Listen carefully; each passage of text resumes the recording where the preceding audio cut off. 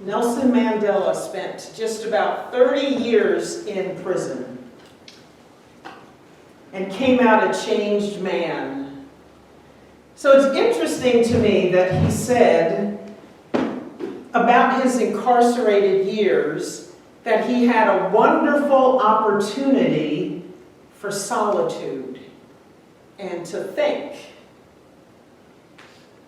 I don't know that I would have gotten there 30 years locked up. But I think it's a testament to the human spirit and what can happen, and that we can absolutely choose to be in prison or to be free. And so it made me think about what truly is freedom and how many times we choose some kind of prison for ourselves. Can we find opportunity in some of the situations that we're in? And so it's interesting, the very last thing he said there is that he knew at some point that he would eventually get out. And that when he did, that he would think about and change the things in his life that led to what some people would call the sin of omission. So that when he came out of prison, he knew that there were things that he needed to do, that he would not run from, that he would probably commit rather than omit acts of love or acts of peace or acts of freedom. Something more that he needed to do that he was not willing to do before he was imprisoned.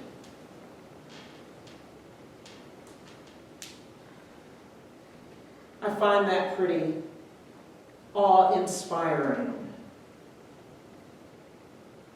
And so he's not unlike other greats in this world. Gandhi, Martin Luther King, that was in the music video.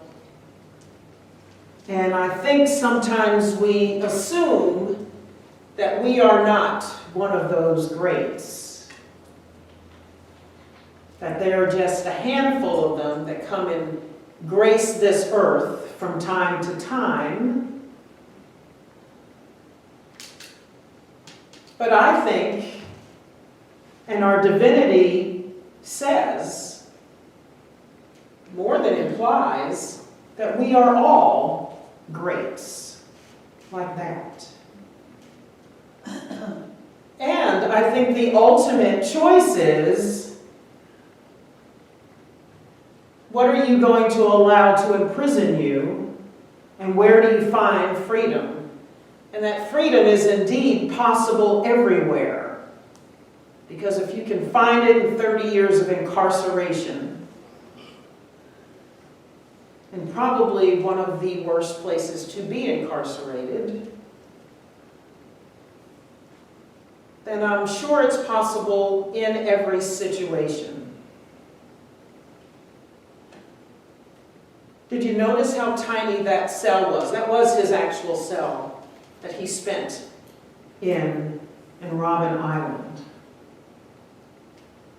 I remember when I was watching the movie, and we'll see a music video from that later, the movie Invictus, the story of part of Mandela's journey, and when he collaborated with and talked to the soccer team about how are we going to bring this country together, and doing it through, one of the things they did was through sports.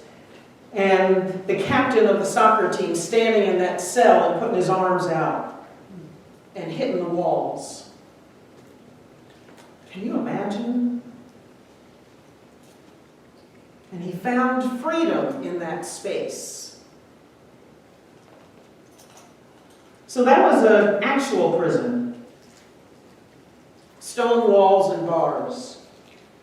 Jailers, hard labor.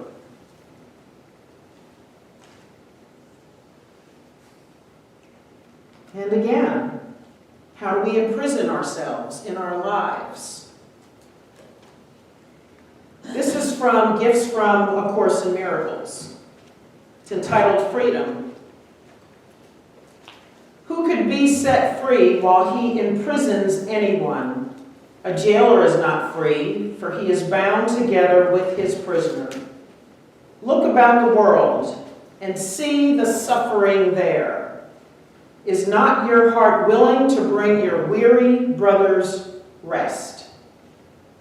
They must await your own release. They stay in chains till you are free. They cannot see the mercy of the world until you find it in yourself. In your freedom lies the freedom of the world. You can escape all bondage of the world and give the world the same release you found. You can remember what the world forgot and offer it your own remembering.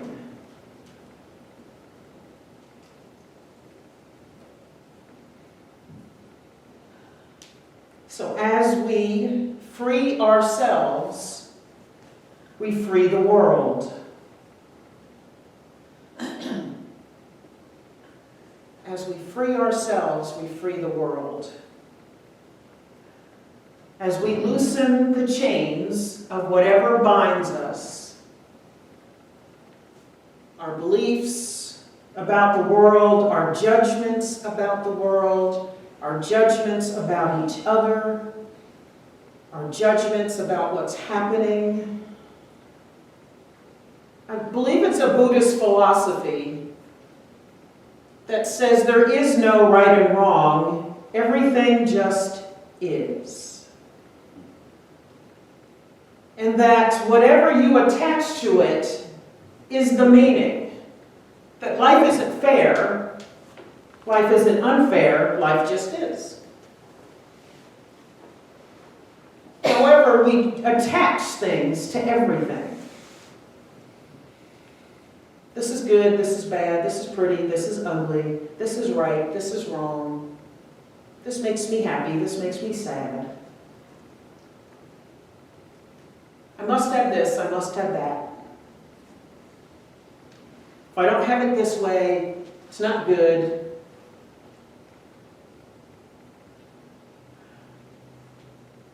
They're all ways to imprison ourselves, to stay attached to things. And then the things themselves become our masters. They decide how we feel. They decide how we move through our day. They decide how we show up with other people. They decide how we're able to respond to calamity and destruction and pain. You know, in that song, our centering song, Spirit's Prayer, Gary Floyd is singing, as within, so without. And so if within ourselves we feel stuck and imprisoned and bound and contracted, that's exactly how we will see the world in every circumstance. And I don't know that I remember this because there was a time in my life when that's about how I lived. I was a victim of everything. My relationships, the job I had, the family stuff. You know, it was all just making my life terrible, stressful. And I wanted it all to change so I could be happy. It all just needed to get better so that I could feel free. And I didn't know anything about as within, so without then. And so you just live like that. And I think most people do live like that. Because you think what you have is what you're stuck with. And it wasn't until I learned about unity principles and knew that by my thinking I could change my experience of reality. I may not be able to change the reality, but I could change how I experience it. And then I started to work on that earnestly every single day. And then I started to have more peace and love and joy in my life. Then I said, as within, so without. There's another saying, is that we don't see the world as it is, we see the world as we are.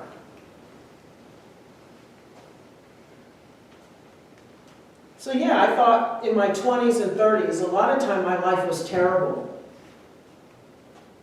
But I was terrible inside. I was chaotic. I didn't have any clarity. I wasn't peaceful. I didn't really have a foundation. I was going to church, and it was kind of like I talked about last week, where I went on Sundays. It was good for an hour. And then by Monday or Tuesday, I was starting to feel it. Well, it's not so good. By Wednesday, I was really feeling it. By Thursday, I'm agitated. Life just isn't like it's supposed to be. Why isn't it different?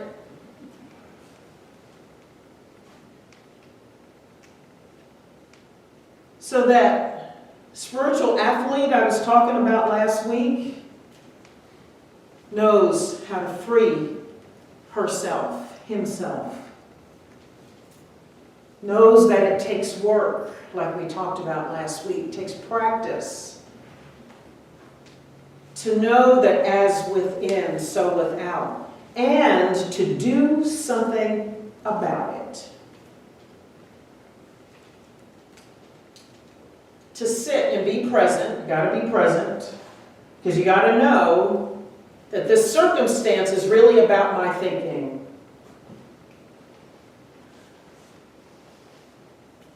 How I experience that circumstance is really about how I'm thinking in this moment. And can I change it? And am I willing to change it? Like Nelson Mandela said, do I have an opportunity here to get quiet and feel something else? Think something else. Express something else.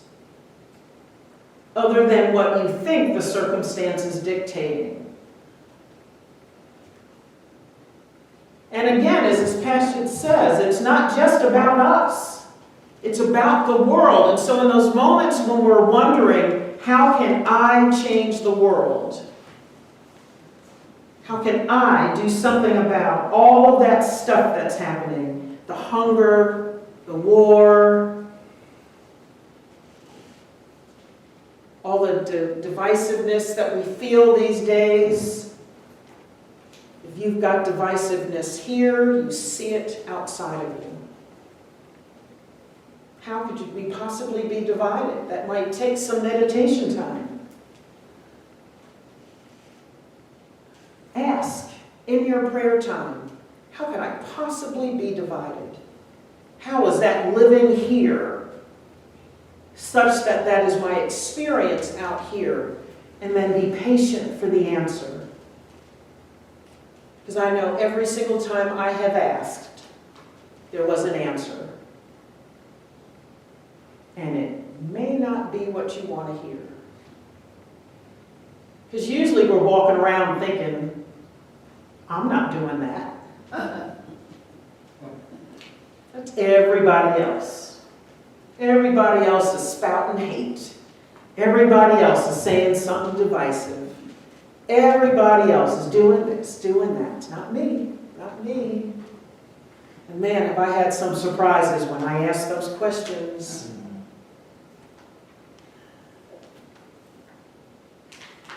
Got to be willing to hear it. Just like an athlete, when they look at tapes, their coach most often has a tape of them running or sinking baskets or whatever it is that they do, diving off of a diving board.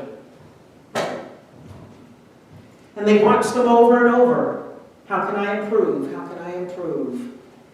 How am I making an unforced error? That's what they call it in tennis. an unforced error. Somebody strikes a ball at me and they hit it perfectly right over the net, and I hit it back, but I hit it into the net. Unforced error. And so there's something in my form or something in what I'm doing that's creating that unforced error. Otherwise, I could have made a point. So as spiritual athletes, we're called upon to look at what we're doing wrong, ask the questions, roll the tape, look at a situation, you just ran in the ditch. Be willing to look at it and say, maybe if I had kept my mouth shut. Maybe if I hadn't said that thing that was right on my tip of my tongue, I just wanted to lash out.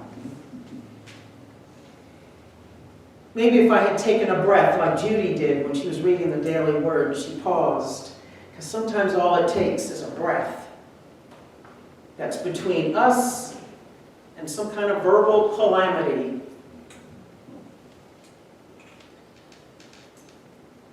So as spiritual athletes, we can run back those tapes of our performance, and we know and we see how we can improve it. Those are the opportunities Mr. Mandela was talking about. To see how we were. In his 30 years of prison, he figured out, how do I come out differently than this? He didn't come out bitter, angry, revengeful. Yeah, 27 years locked up. And came out a man who uplifted a nation and brought it together. That's what's possible for each of us. He's no different than each of us. He's no different.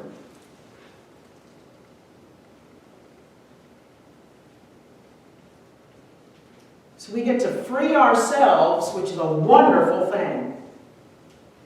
My 40s and my 50s and now my 60s are so much better than my 20s and 30s were. Oh my gosh.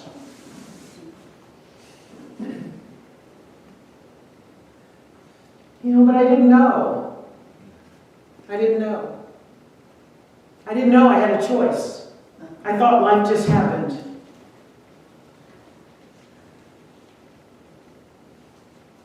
There's that word again. Choice. There it is again. Can I tell you something? Yes, ma'am. We discussed the last time of the class. Meditation and prayer. I ask questions. Mm-hmm. And what I got was, good and evil, victim, victimizer, it's all of the ego.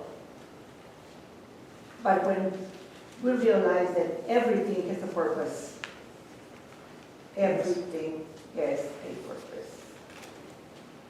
It gave me a different vision of what I had been judging. Because I don't know the purpose of whatever it is and what it is, seemingly, what I believe is good and bad. Mm-hmm. Or what is victim, victimizer, good and evil, whatever that we're going to call it. I have no knowledge of that. Maybe I do, and I'm not aware, but I am now aware that everything has a purpose. Yes.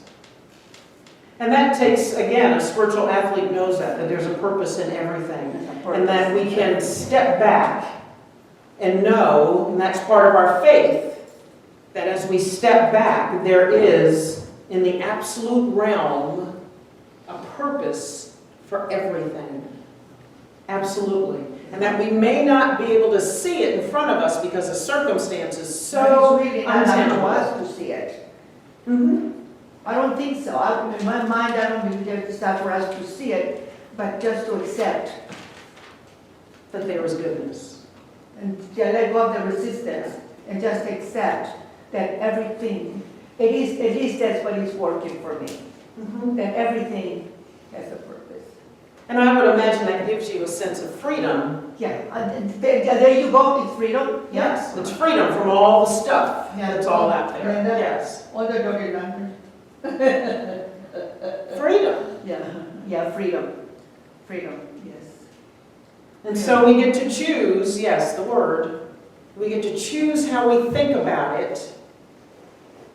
We get to choose whether or not to listen to it, to pay attention to it, to start to learn how we're imprisoning ourselves, and then choose whether or not we want to open the bars and walk out. Different people. Or maybe not different, but opened up. Coming from our divine selves. Coming from here, rather from out here. All this stuff.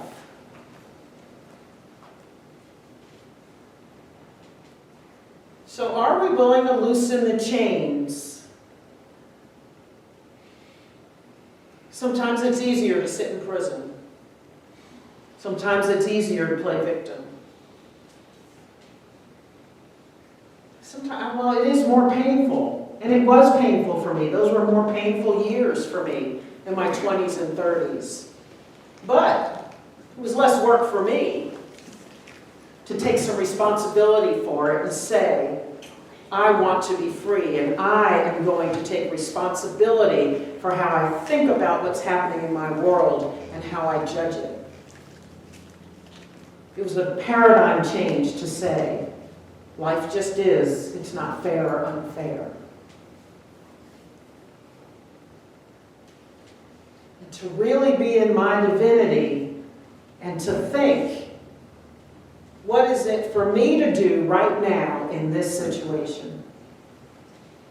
Maybe all we're called to do is just to be in our freedom, and in that set our brothers free, our sisters free.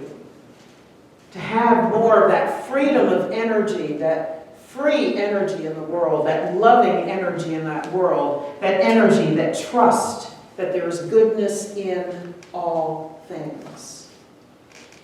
There is a divine picture that we may not know about, that we may not be able to comprehend, but that our highest and good is always at work. That, I think, is the supreme trust in the divine. And in that, I think we are ultimately free. Because it's just a matter of changing our minds. And all the pain around what's happening can go away. Doesn't mean the circumstance changes. It just means we are different in the circumstance. Freedom. As within, so without.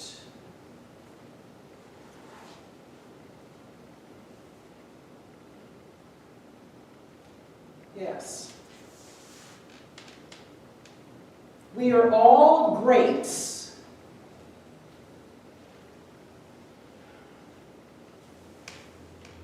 We are all greats. No one is more or less. Martin Luther King, Gandhi, Nelson Mandela, not better than we are.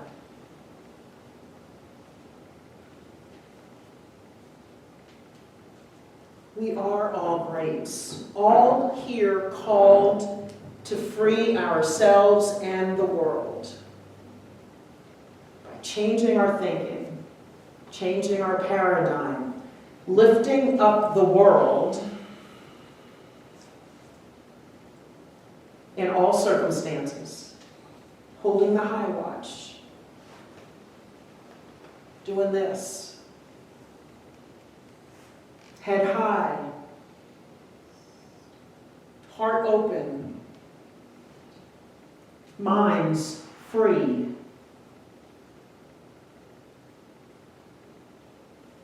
So let's choose freedom in everything. Choose freedom. Let's take this into meditation. Take a deep breath. Exhale.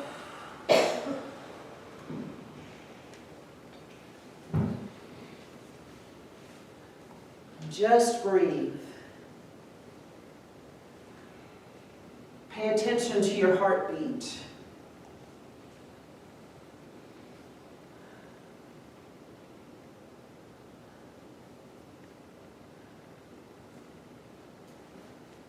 Just feel the expansiveness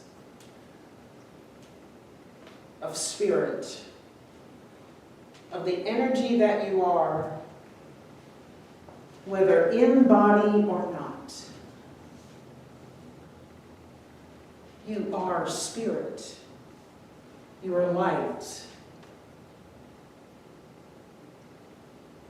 You are power and strength and goodness. You are imagination.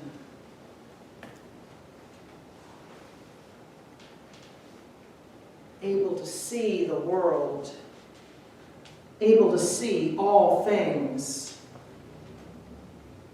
with their innate, inherent goodness,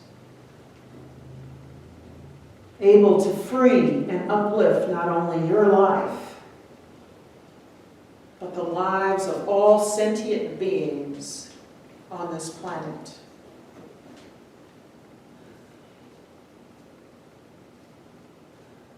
We can heal all the divisiveness, all the hunger, all the pain, all the hatred, all the starvation and hunger.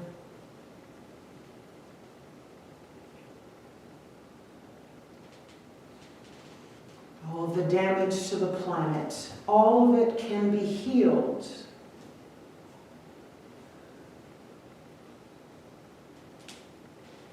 And we are the healers. You are the healer. Not only for your life, but the lives of everyone. Your spiritual family, your family of origin,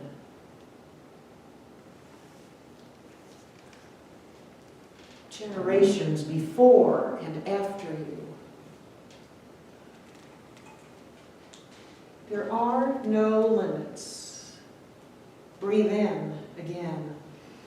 As one, holding for a second. Exhale. And just rest there as we ease into silence for a few minutes. Just breathe.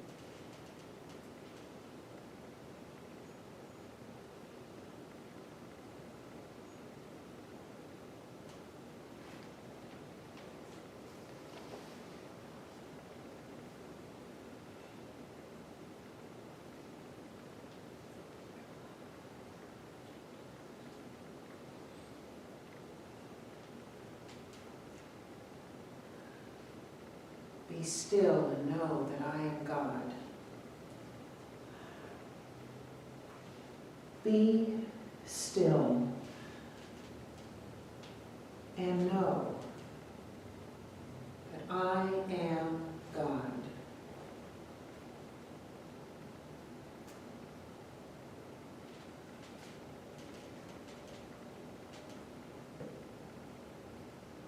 Continue to breathe deeply.